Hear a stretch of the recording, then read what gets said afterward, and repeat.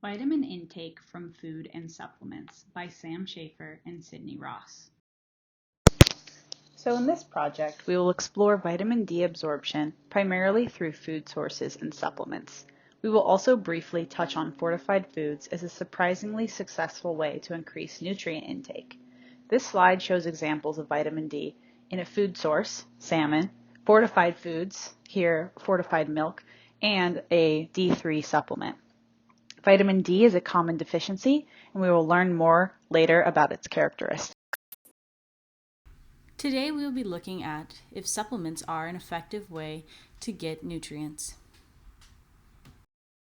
The FDA defines dietary supplements as any product taken by the mouth that contains dietary ingredients.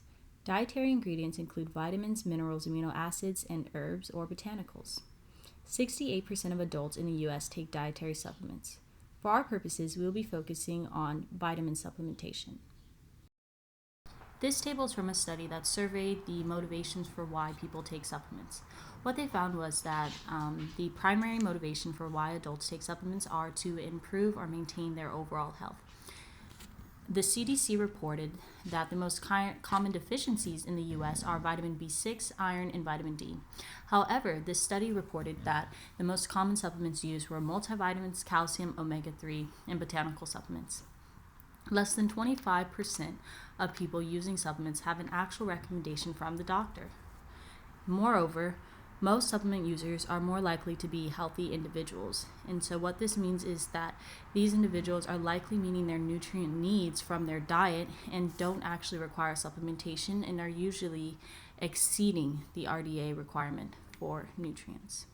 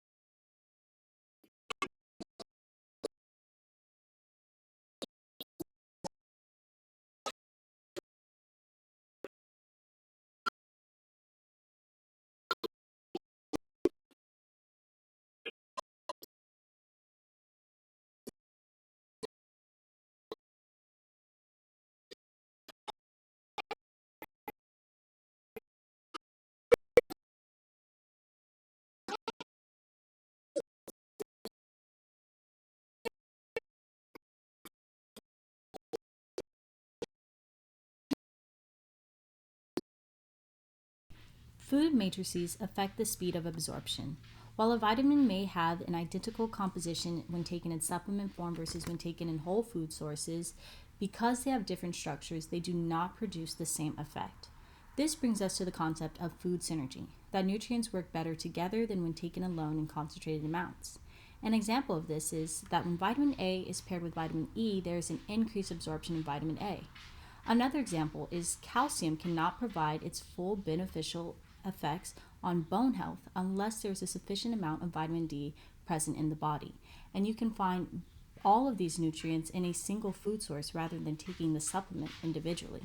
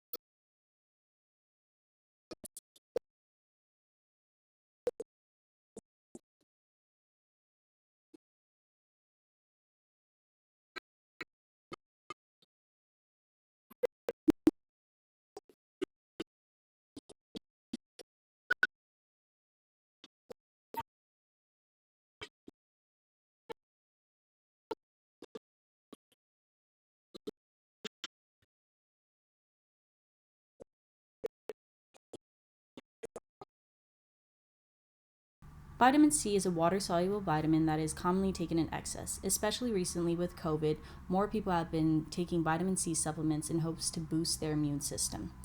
This figures from a study that measured plasma absorbic acid to determine at which dose of vitamin C the bioavailability is complete.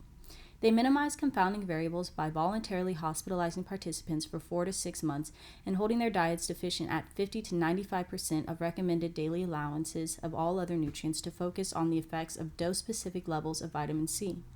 What they found was that plasma absorbic acid was saturated after 200 mg in all participants, as shown by the plateau on the figure.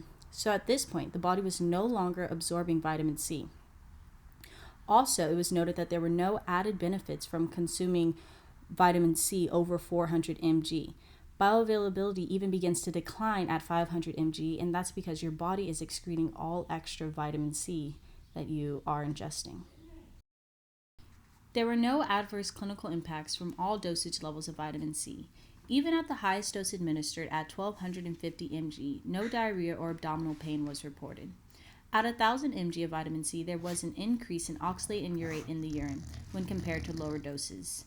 Over time, elevated levels of oxalate and urate can potentially lead to kidney stones. The researchers also noted that the vitamin C plasma max from food is 2/3 smaller than the vitamin C plasma max from oral supplements. This means that the body stops absorbing vitamin C at a lower dose than when consumed from food.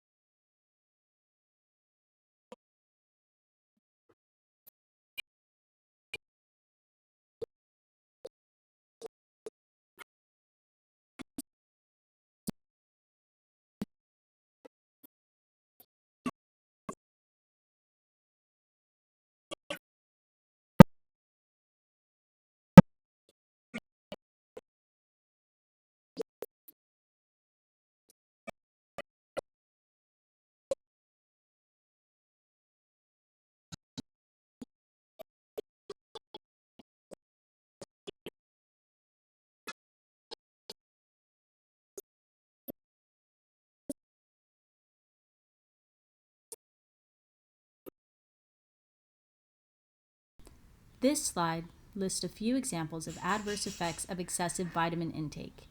Vitamin E is a fat-soluble vitamin that, when taken in excess, increases risk of cancer in the bladder and stomach for smokers.